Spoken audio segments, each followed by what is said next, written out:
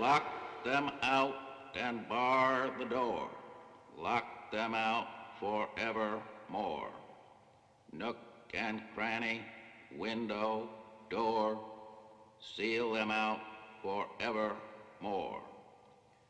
Curse, go back. Curse, go back. Back with double fear and flack. Curse, go back. Curse, go back. Back with double pain and lack. Silver arrow through the night. Silver arrow, take thy flight. Silver arrow, seek and find. Cursing heart and cursing mind.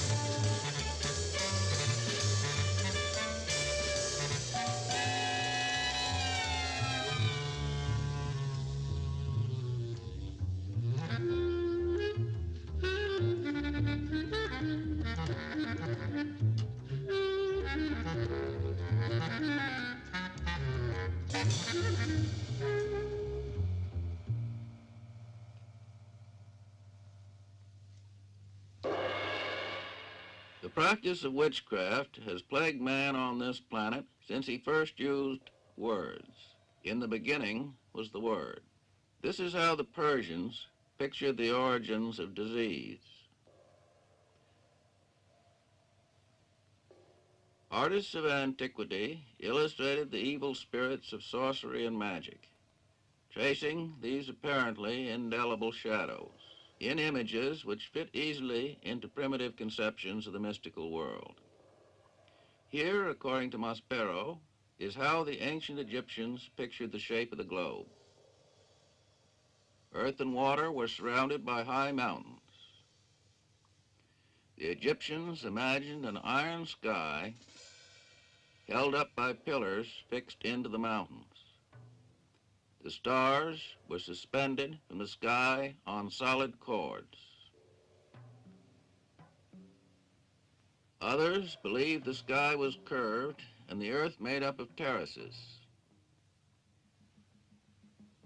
In the Middle Ages, evil spirits of antiquity were transformed into demons, prowling about everywhere to tempt mankind.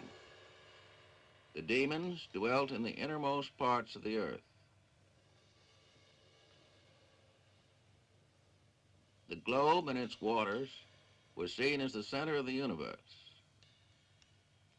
Outside this, the Middle Ages postulated first a layer of air, then a layer of fire. Beyond this layer of fire moved the planets. Each planet was fixed in its sphere, which was mobile and transparent. Beyond the planets, the stars were attached to another sky.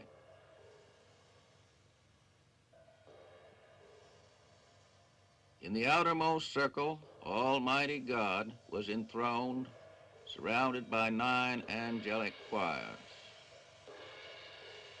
And it was God who controlled the world machinery.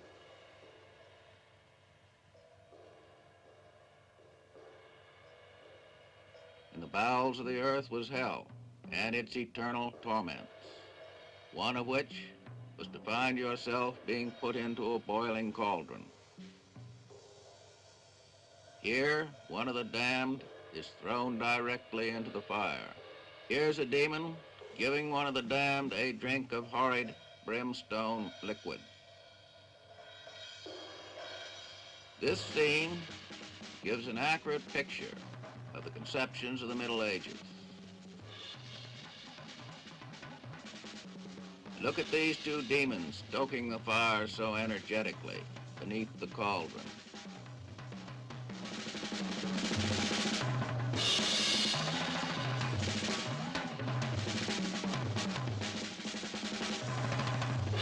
People were convinced then that the witches had made an unlawful contract with Satan, and for this deed deserved the stake.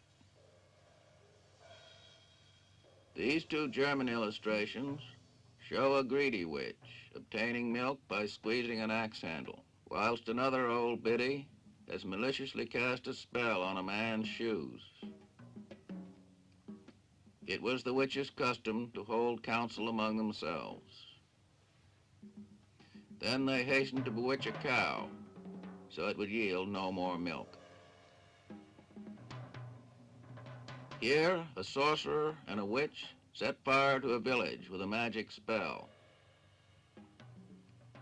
Witches were also believed capable of healing the sick with powders and magic brews. When the witch celebrated the Sabbath at night with the demons, she was stark naked. Women who wanted to take part in these ceremonies made secret visits to the witches, where the old hags rubbed their backs with magic ointment. Thanks to this procedure, they could fly to the Sabbath on broomsticks. At the Sabbath, their first duty was to profane the sacred symbol of the cross. Satan gives each participant a special name. Next, a solemn feast takes place. Decaying corpses from the gallows usually made up the main course. All the witches had to show their respect for Satan by kissing his ass. After an erotic caper with the demons, these women of the damned return home at first cockcrow. Famous engravings from the Middle Ages and the Renaissance show you how.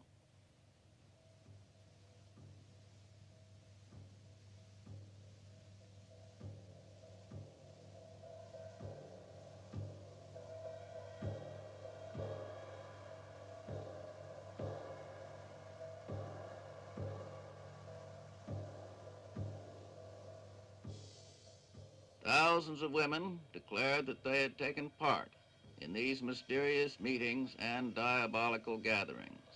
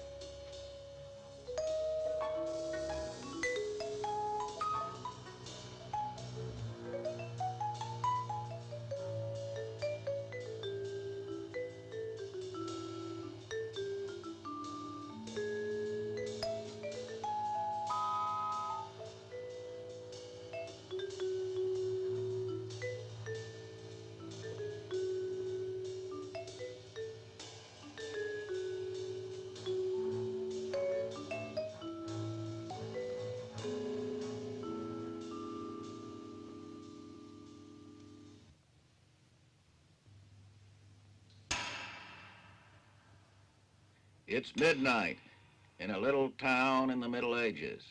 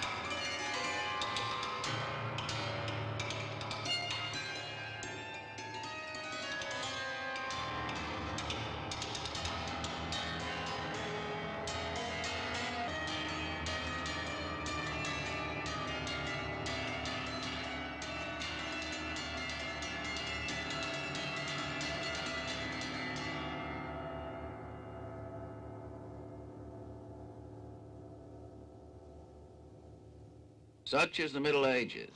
The devil's deeds run rampant.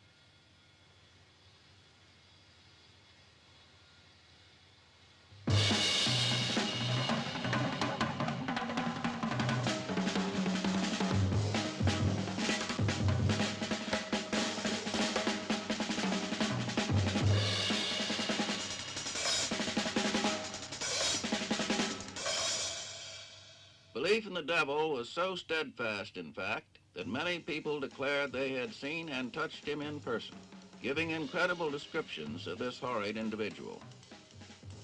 In a nightmare, as a seductive suitor, Satan assumes many forms. He has been seen as a prince, a peasant, a friar, a dog, a pebble, a pitchfork, but, as legend has it, never as a fount of holy water.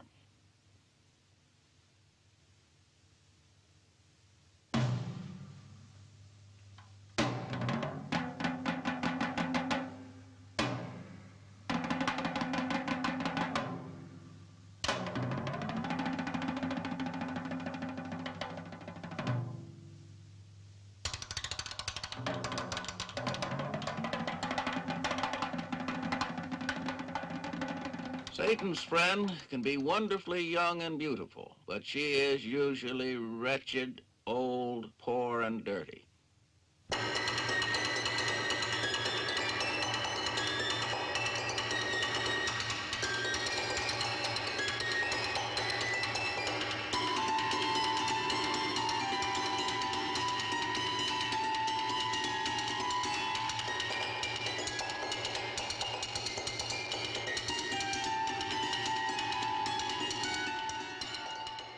after the curfew bell is rung and all the lights are out, Satan comes looking for Apollyon to escort her to the night's foul happenings.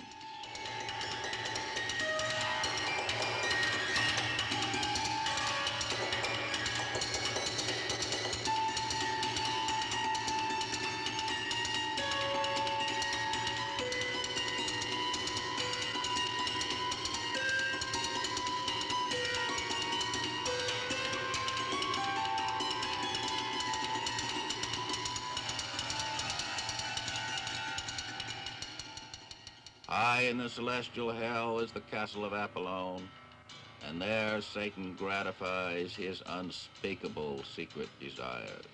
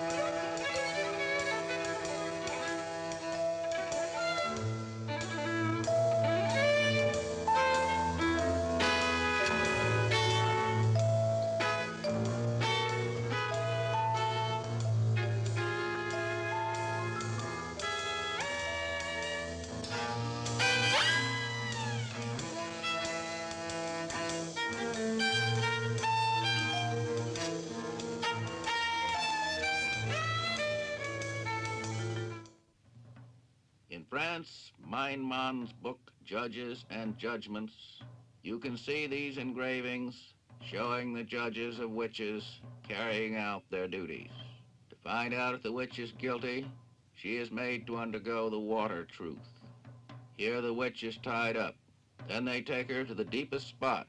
If she floats, she is burned at the stake, and if she sinks, the judges thank God for her innocence. You're now going to see a witch hunt during the period when the Pope had dispatched judges through all Christendom, specialized in witch hunting.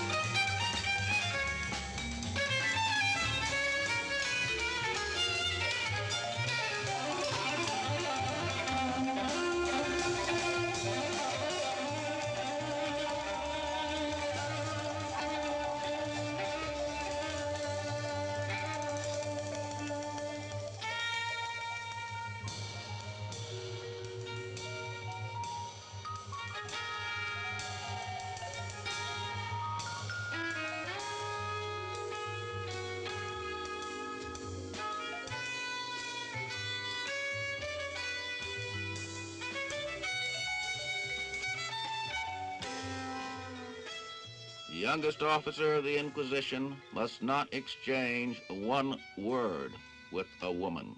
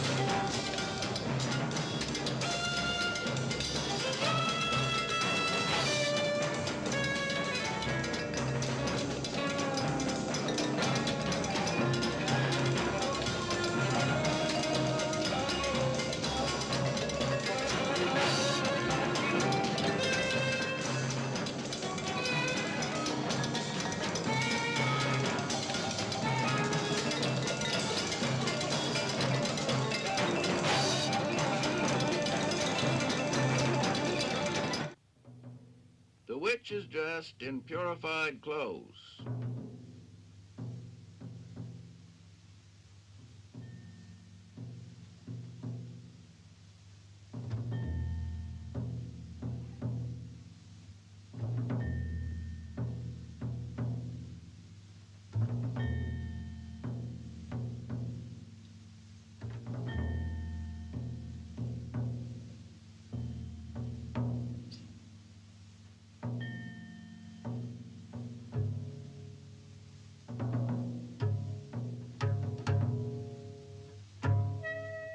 The accused spend their nights as the judges see fit. Two men try to make her confess. Now watch. This is the tough cop and the con cop technique, still used in police stations of the world.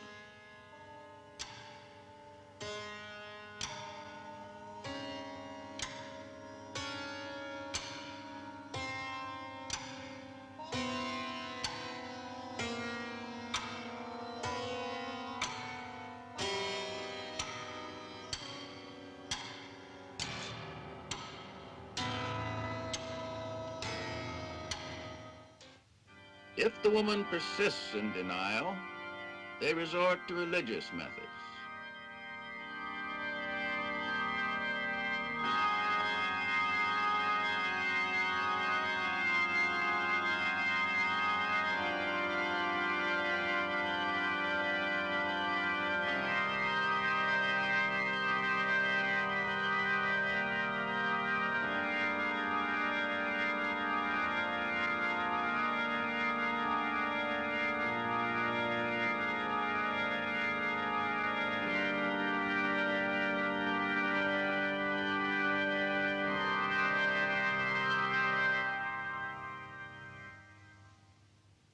Then, if she is still obstinate, they throw her into the torture chamber, but from behind, so that she cannot cast a spell on the judges.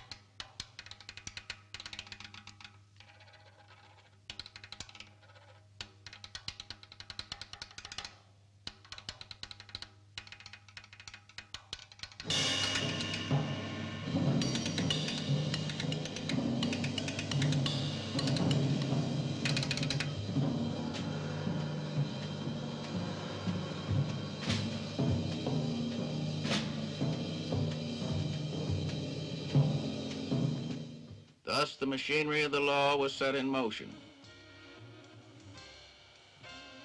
Every tortured witch denounced another dozen, and the soldiers in the town were seldom idle.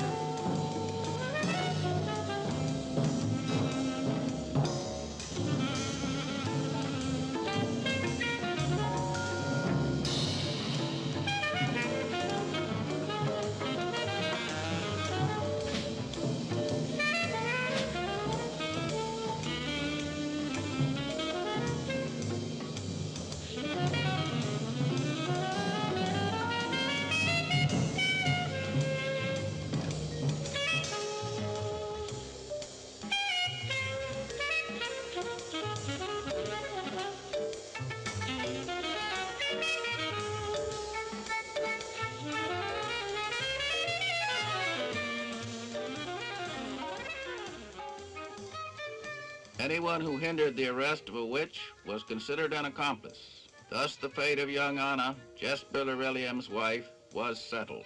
Only 2 members of Jesper Lorellium's unfortunate household now remain.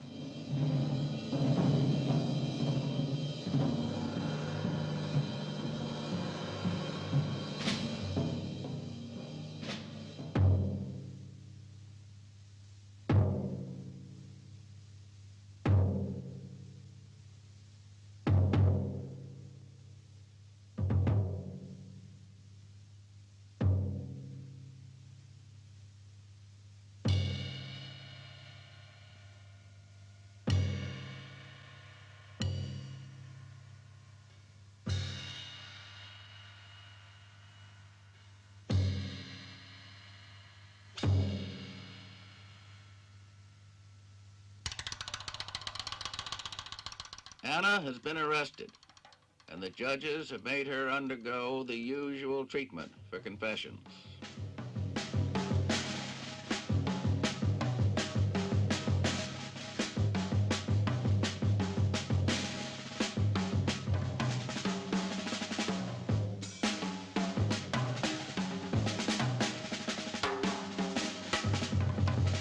Suppose the young woman resists, and that no menace, no torture will make her confess. How did the judges react?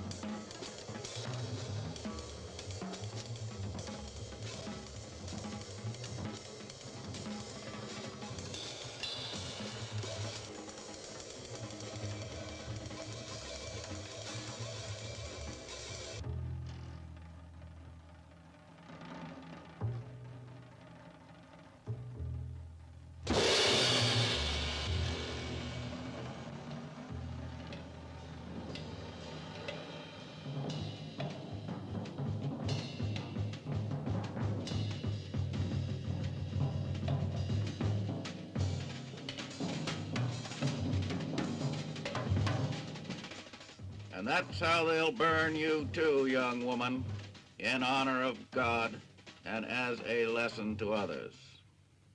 After setting up stake after stake and cleaning out all the witches in town, the judges move on to the next, bearing the good tidings. They do their work and go. Like a mental epidemic, the madness of witchcraft spreads wherever these judges settle down. In 2 centuries, 8 million victims were burned alive at the stake for the crime of witchcraft. The accounts given by the witches are so precise that they satisfy the most exacting judges.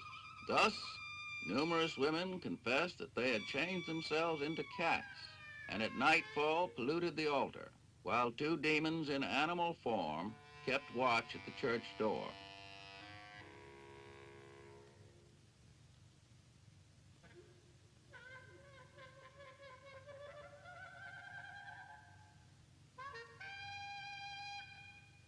Some women were burned at the stake after being accused of bewitching conjugal beds by making knots.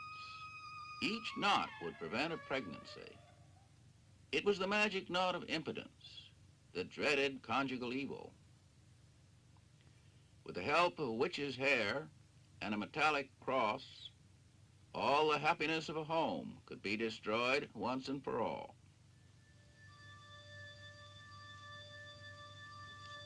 To understand clearly the confessions of the witches, take a look at the instruments of torture that were used.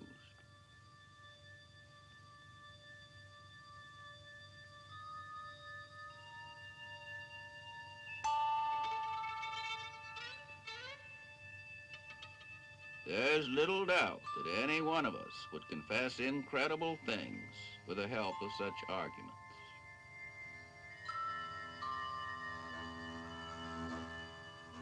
The French doctor, Paul Regnard, describes the way in which this very special collar was used. It is held by 4 tightly stretched cords. The wrists and ankles of the victim are fastened to 2 iron bars. A blazing basin is brought in. This engraving is entitled, After the Interrogation.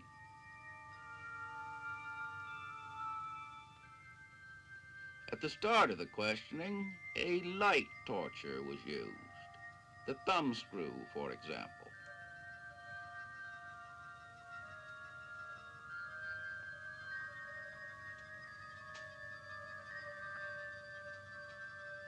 In the majority of convents in the Middle Ages, fear of the devil reached hysteria. The nuns took to flagellation and to mortification.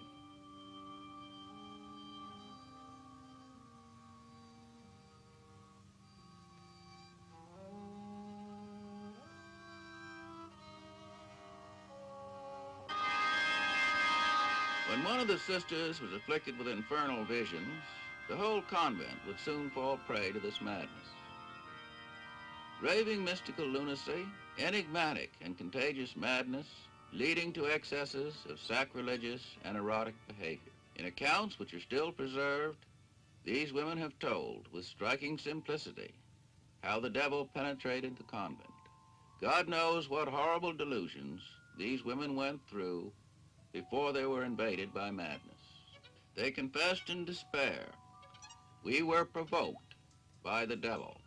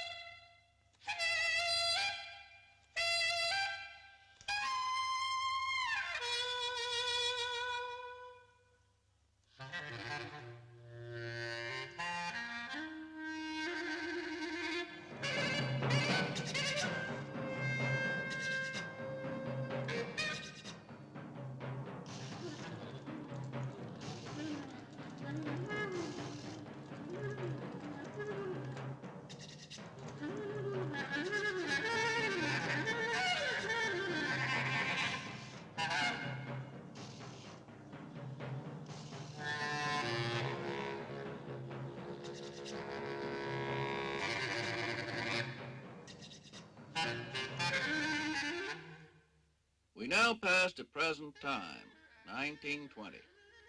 The majority of witches in former times were poor old women, like the ones that are now sent to homes for the aged and charity institutions. Thus, many women were accused of witchcraft only because of their appearance or physical deformities.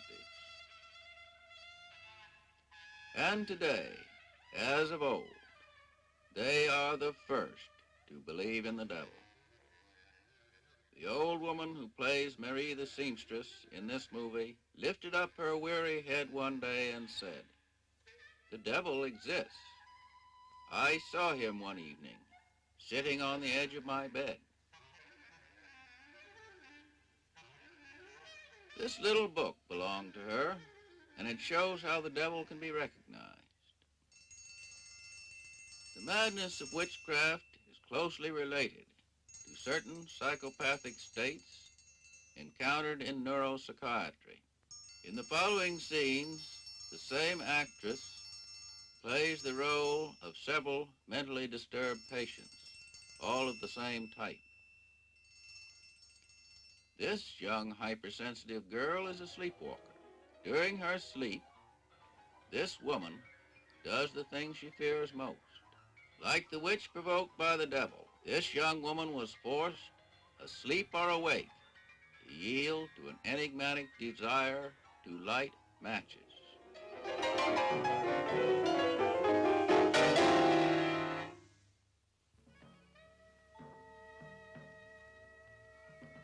Is this idea related to her morbid terror of fire, from which she has suffered agonies since her house was burned down one night?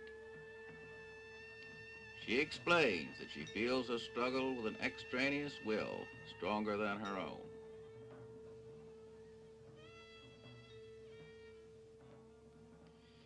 Is there not a certain affinity between the witch and this sleepwalker who wanders at night through the sleeping house?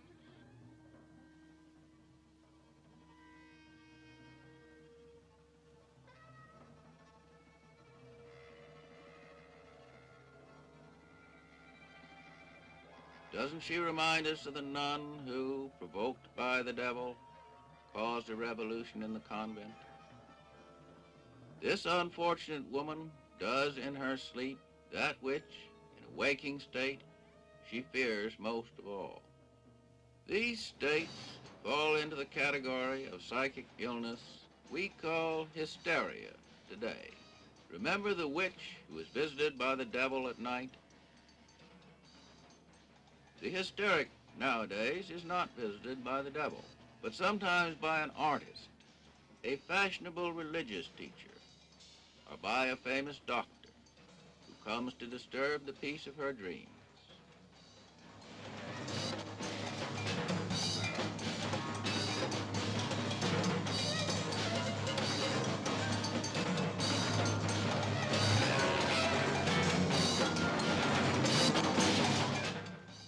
The hysteric always asserts that her visitors entered through the window or by passing through the wall.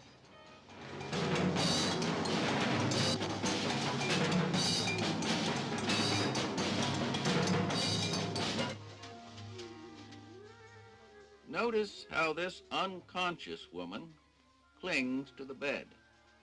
Among the real sufferings of the hysteric, there are more than a few pretenses.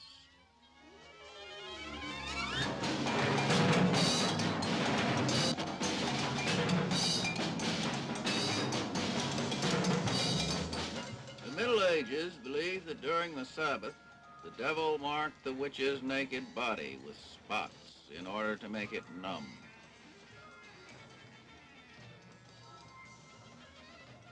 In fact, the torturer often found insensitive and numb spots on the back of the accused.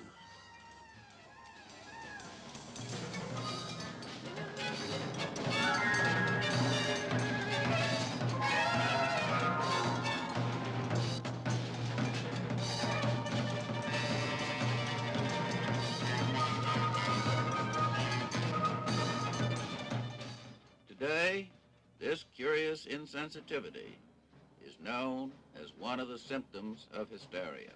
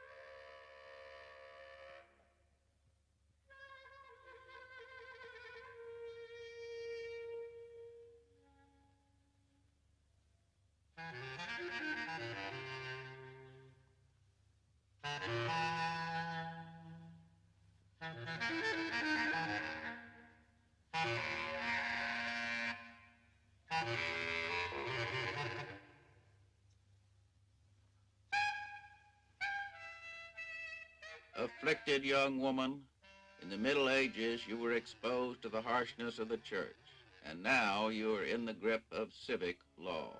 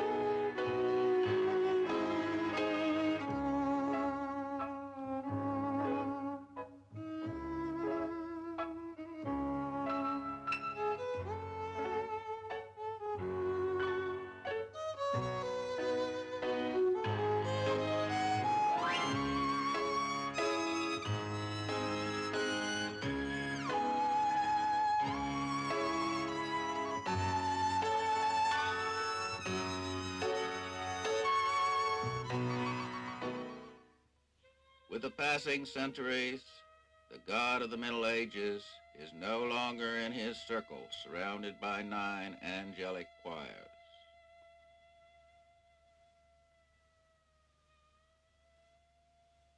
We no longer prostrate ourselves in agony in front of the pictures on church walls.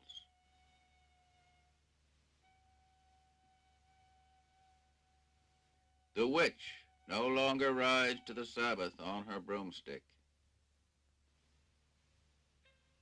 But is not superstition still rife among us? Is there such a difference between the witch of yesteryear and the clairvoyant of today? We don't burn old women today, but aren't they wretched in a different way? And the hysterical woman with the strange behavior, isn't she still something of an enigma to us? Nowadays, we can find such women to the lunatic asylum, or, if the woman be rich, into a modern clinic with her. And there the therapeutic shower has replaced the tortures of former times. But the enigma of the devil remains, and will, no doubt, remain unsolved until the death of the last man or woman.